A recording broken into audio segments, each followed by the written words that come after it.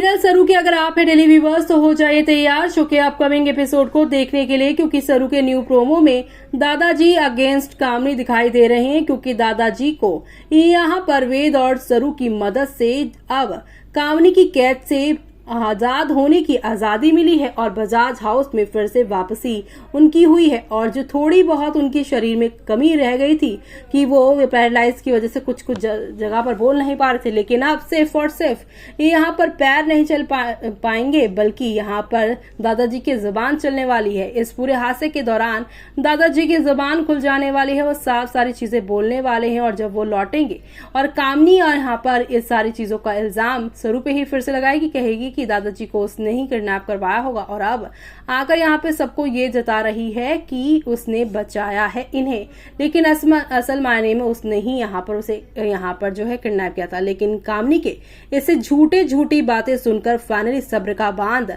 दादाजी का टूटेगा और वो यहाँ पर कामनी के अगेंस्ट अपना फरमान सुना देंगे। वो राज खोल देंगे कि कामनी ने कैसे उसके हाथ से प्रॉपर्टी के पेपर्स पे साइन करवाया था। उर्मिला की मदद से वो ये सारी चीजें कर रही है और कैसे उसका हाथ भी मोड़ने की उर्मिला और कामनी ने कोशिश की थी। अब दादी यहाँ कामनी और उर्मिला की ये घिनौनी हरकतें अपकमिंग एपिसोड में सुनने के बाद शॉक रह जाएंगी और उसे अपनी गलतियों पर पछतावा शर्मिंदगी दोनों होगी। दादी ने यहाँ पर अब ये सारी सच्चाई जानी तो अब वो यहाँ पर सरू से माफी भी मांगेंगे और इसी के साथ आप सभी को अब एक दो नहीं बल्कि काफी सारे टर्निंग पॉइंट के साथ चीजें आगे की ओर जाती हुई दिखाई देंगी। और ये सब देखना आप लोग शो के आने वाले एपिसोड में देखना आप बिल्कुल भी मिस मत करेगा, क्योंकि इसी के साथ आप सभी को अब हौले हौले आहिस्ता आहिस्ता ही सही लेकिन कई नई कहानी के साथ चीजें आप लोगों को आगे की ओर जाती हुई दिखाई देने वाली है।